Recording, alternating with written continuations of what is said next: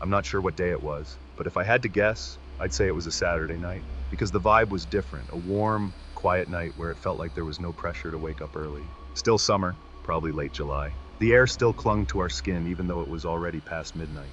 Not the kind of heat that makes you sweat, but just enough to fog up the windows if we stayed parked too long. The sky that night was unbelievably clear. No clouds, just a stretch of stars that looked sharper than usual, like they were closer than they ever are back in the city sky drowned in light pollution. And from behind the glass, I could smell dry earth rising, mixed with the scent of tall grass damp with dew. It wasn't a sharp or irritating smell, but a quiet one, a smell that reminded you were far from anywhere.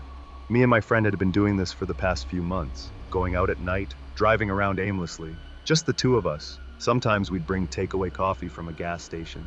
Sometimes we'd play old songs and sit in silence. Sometimes we'd ramble about random stuff we never had time to talk about during the day. Not because we were running from something or looking for answers, more because it was the only time we felt like time actually stopped. No notifications, no glowing screens, no interruptions from anyone. That car felt like a tiny capsule floating in a world that had already gone to sleep. And inside it, it was just the two of us, still awake, still aware, still alive. That night we headed out a bit late, probably after 11. Like usual, no plans, no destination. We started driving north, through the edge of town where the lights were still bright, but it got quieter the further we went. From the highway, we turned onto a smaller road, then an even smaller one, until we ended up on this narrow route that felt endless. Houses became rare, streetlights disappeared one by one, and all that was left was a strip of asphalt stretching straight through the fields. Darkness on both sides, no buildings, no other cars, just the two of us and the headlights cutting through the black. Even the moonlight, for some reason, didn't seem to reach the ground, like it was being swallowed up by the fields and the night air. I don't remember exactly when the phone signal started to drop, maybe a few minutes before we entered that road. We had tried opening the map to figure out where we were, but the connection was too slow, so we just gave up. My friend said, "Let's just keep going. We'll hit a turn eventually," and I agreed, because there wasn't really a reason to turn back either.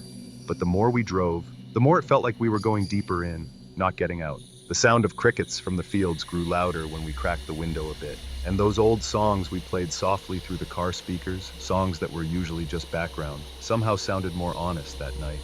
Everything kind of blended together, like it was forming a space completely cut off from the real world. We were driving really slow, maybe 50 kilometers an hour, or even slower, not because we were scared or being cautious, but because the atmosphere made us not want to rush.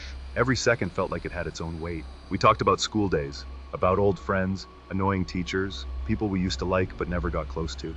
We laughed, but there were also long silences, silences that weren't awkward, but actually made us feel even closer. And at one point, I sat leaning against the window, listening to my friend talk, and suddenly felt incredibly calm. Not a forced calm, but a pure one. Like, I didn't want to be anywhere else but there. In that moment, in that car, I remember, in my heart, I quietly said, "This is a perfect night." No spectacular moments, nothing big happening, but everything felt balanced. Perfect, not because it was fancy, but because nothing was wrong. And somehow, it's exactly when you feel like the world is at its most peaceful. When everything finally seems fine, that's when the most irrational things start to appear. Like the world is hiding behind its smile, ready to snap you out of the comfort you've settled into.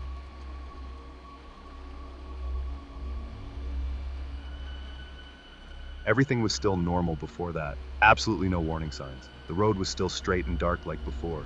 No turns, no houses, no lights, just a faint white line on the asphalt and wide fields like a black ocean on both sides. The music was still playing softly. My friend was still talking about something trivial, and I was still listening while looking out the window.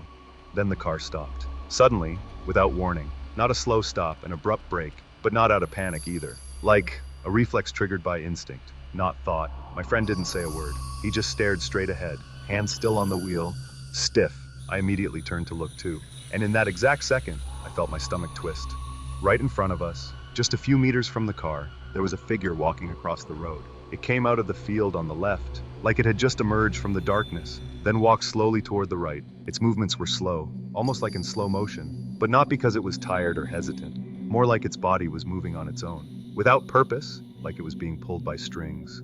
It was naked, completely naked, carrying nothing, no shoes, no flashlight, no object in its hands, just its body. Its skin was extremely pale, but not in a normal way. It looked like sun-worn paper that had been peeling for years. There was a mix of faded cream and dead gray, an unnatural color for a human. Like, it wasn't living skin, and from that distance, I could see its body had almost no hair. smooth, its head tilted slightly downward. Hair cut short, arms hanging straight at its sides, fingers extended and completely still. For a moment, I thought maybe he was drunk or lost. But the longer I watched the way he walked, the more obvious it became that something was off. He didn't lift his feet like a normal person. His steps were small, weak, like every movement took a huge effort. But strangely, he didn't wobble, like there was no weight. His steps were slow, but steady. His feet touched the asphalt without a sound. He passed through the beam of the headlights like the light went right through him but didn't change him at all, like he wasn't part of the world we knew.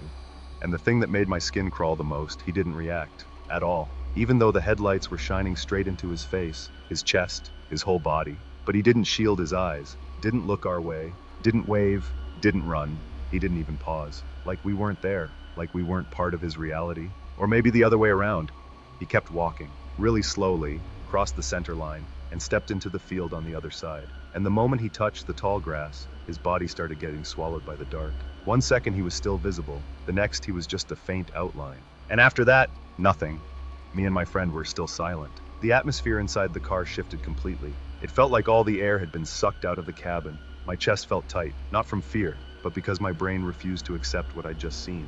That wasn't a person. That wasn't someone lost or asking for help. That was something that wasn't supposed to be on a road like this at night, and it felt like we had just witnessed a tiny glitch in the world. He disappeared into the field, and me and my friend just sat there in silence. It was like my body held its breath without me realizing. A few seconds felt like minutes, and then my friend finally whispered, "Was he naked?" His voice sounded unsure, like he was still trying to believe what he'd just seen. Then he slammed the gas pedal. The car sped away, but I felt like we were leaving behind something that wasn't meant to be left behind. In the car, no one said anything. The silence felt heavier, even more than before it all happened. I stared out the window, but there was only darkness. The field, the road, the sky. My mind kept looping, trying to make sense of it. Was it a hallucination? A prank? Someone sick? But none of it made sense. My brain refused to accept it as something real. The next day, for some reason, we decided to go back. Not out of simple curiosity, but more like we needed to prove it was just something normal. But when we got there, everything looked exactly the same as the night before. Wide fields on both sides, that empty asphalt road, no lights, just a single crooked tree by the roadside we used as a marker. We stopped at the exact same spot. I got out of the car, my feet touched the cold ground, the grass around still damp with dew. I looked around, searching for footprints, any signs that someone had passed through, but there was nothing. The ground was flat, the grass unbent, no footprints, no trash, no bike tire marks or anything. No houses, no buildings, no sound.